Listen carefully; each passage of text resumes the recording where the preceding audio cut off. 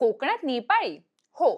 कोकणात नेपाळी मजुरांचं स्थलांतर मोठ्या प्रमाणावर होत आहे. खास करून आंबा व्यवसायात आणि मासेमारी त्यांची संख्या वाढताना दिसते. एका अंदाजानुसार आंबा हंगामात म्हणजे जानेवारी ते जून मध्ये साधारण 40 ते 50 हजार नेपाळी मजूर कोकणात येतात. हे मजूर मुख्यतः नेपाळच्या पूर्व आणि मध्य भागातील खोटाड, भोजपूर, धनकुटा आणि सोलुखुंबू यासारख्या भागातून येतात. त्यांचं हे स्थलांतर हंगामी असतं आणि ते ओळखीच्या व्यक्तींद्वारे इथे येतात. रत्नागिरी, सिंधुदुर्ग आणि रायगड मधल्या जिल्ह्यांमधल्या मोठ्या बागांमध्ये हे नेपाळी मजूर रात्रीच्या वेळी चोरी, प्राण्यांचे हल्ले किंवा इतर नुकसानांपासून संरक्षण करण्याचं काम करतात. गेल्या काही वर्षांमध्ये हे कामगार फक्त राखणदारीपुरता मर्यादित न राहता झाडांची छाटणी, खत औषधांचा वापर आणि इतर कामांमध्ये सुद्धा तरबेज झालेत. ही गोष्ट मासेमारीच्या बाबतीत सुद्धा दिसून येते.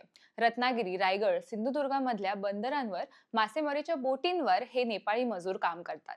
ते जाळी टाकणं, मासे गोळा करणं आणि बोटीची देखभाल करणं अशी कामं करतात. पण कोकणात एवढी नेपाळी मजुरांची संख्या वाढली कशी? याला मुख्य कारण म्हणजे कोकणातली तरुण पिढी हे शेती आणि मासेमारी सारख्या श्रमप्रधान आणि अनिश्चित उत्पन्नाच्या व्यवसायांपासून दूर जात आहेत. यामुळे मजुरांची कमतरता निर्माण झाली आहे, जी हे नेपाळी मजूर भरून काढतायत. दुसरं एक कारण म्हणजे कमी मजुरी.